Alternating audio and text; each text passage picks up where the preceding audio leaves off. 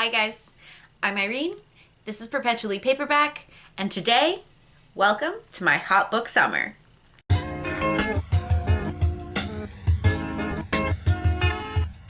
So, what do I mean by hot book summer?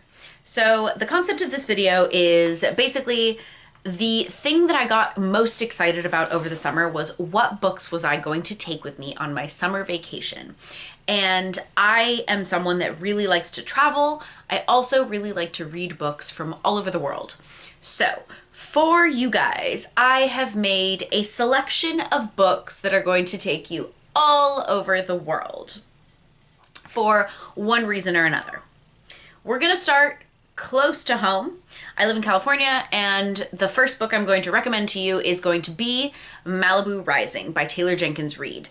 So Malibu Rising is, honestly, I do not know why her books are categorized as historical fiction, but they are. But basically it follows a family in Malibu, and it just feels very, I don't know, it feels very California. It felt very like, it is the perfect book to read by the beach. It is about surfers. It is about being on the beach, living on the beach. And I mean, not necessarily, it's actually about a family and different generations and what it means to be a family. It follows 4 siblings as they throw the party of the summer, which is like, I don't know. It's not right to say that it's like a California thing, but it just, it brings back such wonderful memories. The book is fantastic. I would venture to say one of her best, at least of what I've read. Anyway, moving right along. Next book I'm going to talk about is we are going to move ourselves over to Mexico. So for that, I give you Gods of Jade and Shadow by Silvia Moreno Garcia. This book follows a girl who unleashes a curse, and in doing that she basically is like, she unleashes like this god that was trapped in, basically locked away, and she unleashes him. She then is basically bound to help him acquire all of these items that are going to help him get back to the underworld. It's the god of the underworld, by the way. But it's actually a really fun story about a girl that is kind of trying to find her own independence, and you get settings all over Mexico. So for that, I give you Gods of Jade and Shadow by Silvia Moreno Garcia. This is also the writer of Mexican Gothic. This happened to be the first book I read from her, and it made me want to read more. I really enjoyed it. Next, we are going to move on. Ooh, actually, okay, so I didn't realize I did this, but I made it a point to not choose any books from Europe. I think it's really easy to find any kind of World War II book. I think Europe is a really easy one. So all of these books are coming from elsewhere. Not that there aren't some big heavy hitters. Next, we are going to take you to Ecuador, and to some extent all over the world. This one was kind of Ecuador, Europe, US as well, but it is The Inheritance of Orquídea Divina by Zoraida Córdoba.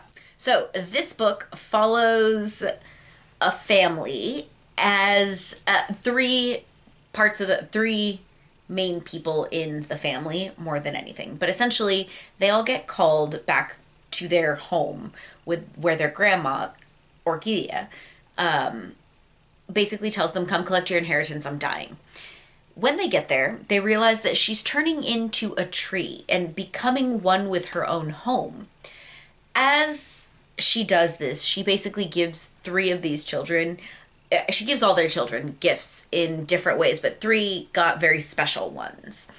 And it basically, you get this hugely sweeping fantasy, magical realism story about a woman who falls in love and what can happen to her, and there are different magical elements, there's mystery elements. This one was so much fun, and it will take you all over the world.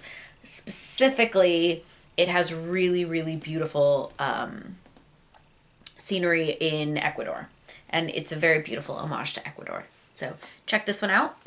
Next, we're moving on to a little bit of something different. So one of the big things that I used to get excited about over, I mean, I guess I don't have summer holidays anymore, so I just like take vacation now, so it's a little bit different. But I used to love in the summer picking like what types of books did I want to take with me. And I always made it a point to take a mystery. I loved mysteries or thrillers.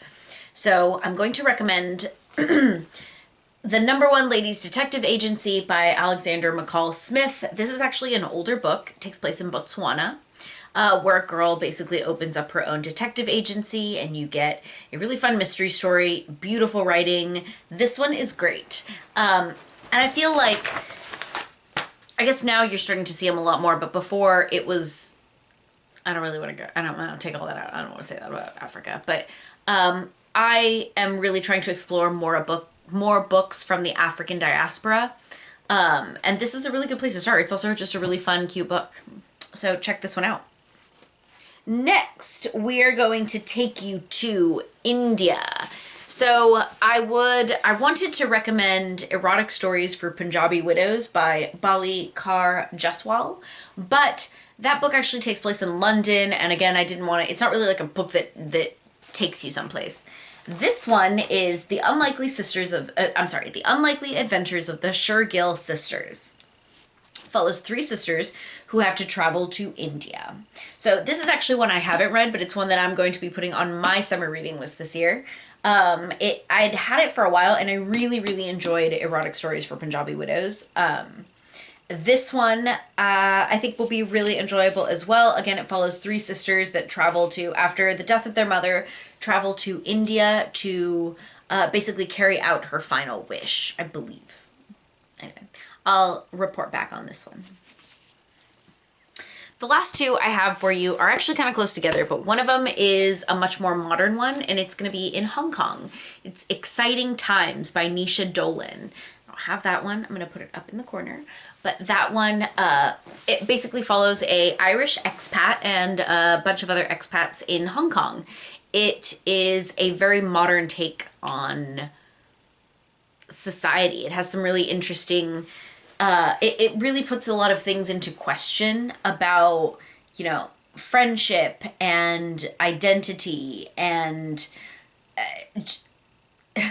classism, capitalism, just so many things were brought up in that one. And actually, that was one that I hated my reading experience of it. I didn't like the characters. I thought the conversations and what was spoken about was interesting, but I don't know, for whatever reason, I just wasn't enjoying myself. And at the end, I can't stop thinking about it. It's probably the book I think about the most of what I've read recently. So I thought it was absolutely fantastic at the end, actually.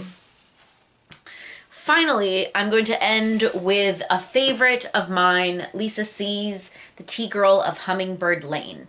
This one is definitely historical fiction, and this one is heavy on the historical fiction, but just gorgeously written, beautiful story. If you've never read anything by Lisa C and you do like historical fiction, this is not a bad place to start. It's absolutely fantastic. It follows the story of a girl, which actually is set in the 80s, but it's set in an area of China that is incredibly remote and didn't get really discovered, so to speak, by Western society up until, the late 70s, early 80s, where communism is still really prevalent in China. While this book is written. So it really taught me a lot of things that I found really interesting and I knew nothing about, but told in such a beautifully gorgeous narrative way.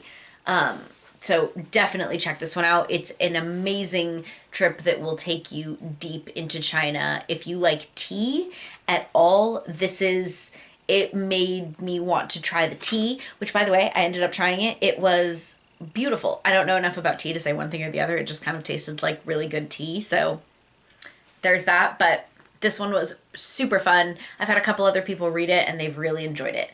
I have a deeper dive into this one if you do want to read it and just want to, or find yourself wanting to listen to any more. I would absolutely adore talking to you about it. Anyway, I hope you enjoyed these recommendations. I would love to hear what you're reading this summer. And if you've read any of these or traveled to any of these countries, let me know in the comments below. I'll see you guys next time. Bye.